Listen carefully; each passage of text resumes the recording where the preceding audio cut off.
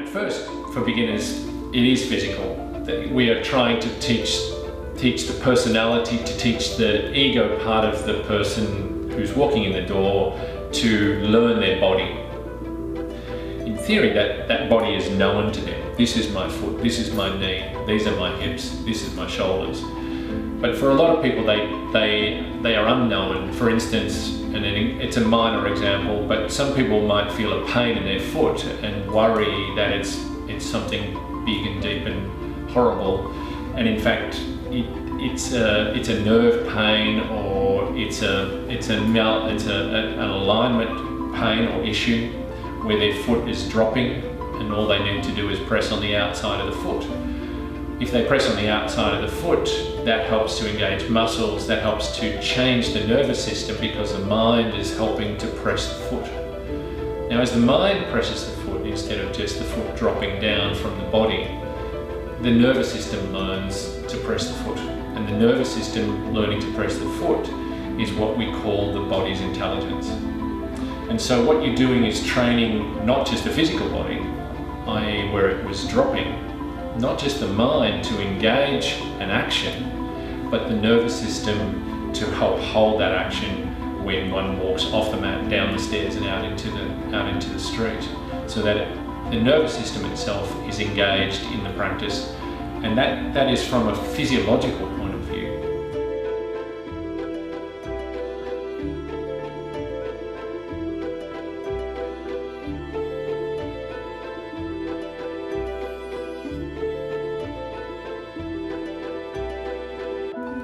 The way that BKS Iyengar has done this, Guruji has done this, is he said there's a system that we learn in the Upanishads that relate to the tattvas, that relate to the organizational principles behind the philosophy of Samkhya. And that is that the incarnations of the spirit into the material world come through as buddhi, as manas, as hamkara. The buddhi is the intelligence, the hamkara is the ego, and the manas is the mind. And how, in the practice of Iyengar Yoga, the mind introduces the body to the intelligence, and then the mind says, and this is my words, 2 is company, 3 is a crowd, I'm going. And the body and the intelligence work together.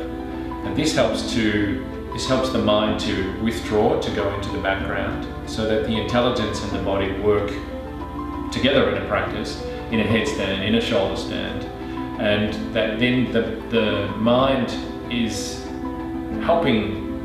It's helping by being quiet. It's helping by withdrawing.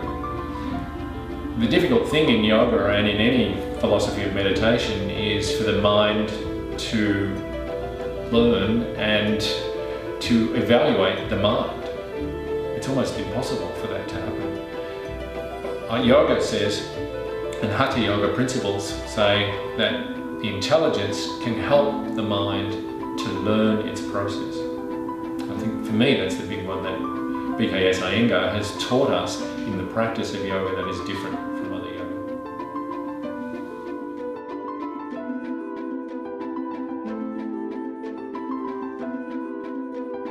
The idea of spreading out the 300 hours of teacher training is that a participant in the teacher training will be joining in classes and will be doing practices each day or most days while they're learning teacher training. In this way, the 300 hours of teacher training can be dedicated towards questions and answers, philosophy, and the literal part of teaching, which takes a little while to be understood. By literal, I mean that there is a clarity in the action that is being taught. Guruji defines the difference between an action in yoga and a movement in yoga. The action stimulates or encourages the intelligence, whereas a movement stimulates the mind. And the idea of stimulating the mind is to learn an action, an intelligent action. Intelligent action is the definition of what we're trying to do in Iyengar Yoga practice. And so sometimes it takes a while to learn the difference between a movement and an action. That process we do over 3 years by having regular practices. In the teacher training that I lead and facilitate, I design based on Guruji's work, based on Gitaji's work, practices each week, each day of each week for the 3 years.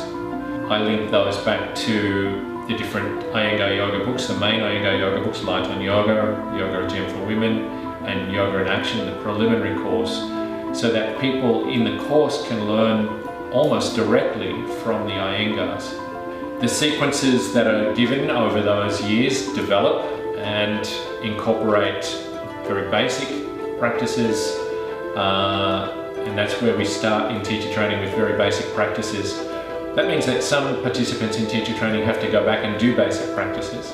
The aim of them going back to do basic practices is so that they relearn the poses that they will be teaching from a very basic background, from a very basic beginner's methodology, so that when they come out at the other end to teach, they know how to teach at a beginner's level, they know how to teach at an intermediate level, and they know how to teach the same pose, for instance, or teach a Trikonasana at a more advanced level. They know that how to adjust the person at the beginner's level, how to adjust the person at the intermediate level, and how to adjust the more mature practice of the same pose, e.g. equal teacher Trikonasana. The teacher training program is very experiential. It's about doing to learn. Within doing, then, the Iyengars have developed their own system that says within an action there are 3 parts: doing, not doing, and undoing. And we work on that in a very definitive manner through different asana, through all the different asana in the introductory level syllabus. And we help that to mature in understanding over those 3 years.